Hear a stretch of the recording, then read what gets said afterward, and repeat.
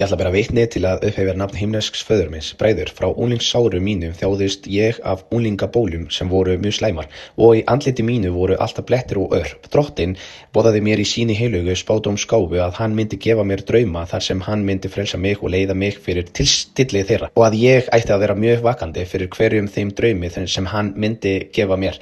Þannig var það, bræður, að fyrir 2 vikum dreymdi mig draum þar sem ég var að ganga eftir götunni og sjúkrabíll kom að mér þar sem einn úr hópi sjúkraflutningamanna kom til mín til að tala við mig. Sú manneskja gaf mér líf og sagði mér að ef ég væri samviskusamur og duglegur að tæki þessi líf myndu unglingabólurnar hverfa úr andliti mínu og að ég myndi aldrei framar sjá andlit mitt fullt af útbungunum sem þær ollu. Ég samþykkti á þeirri stundu að taka töflunar og vaknaði síðan af draumnum. Bræður, Drottni til dýrðar og heiður, sama dag þegar ég vaknaði morguninn horfði ég á andlit mitt og unglingabólurnar voru horfnar. Höfðin minn hafði breyst á undraverðan hátt og ummerki þessara öra og bletta voru horfin. Ég hef borið vitni til að gefa Drottni dýrð og heiður.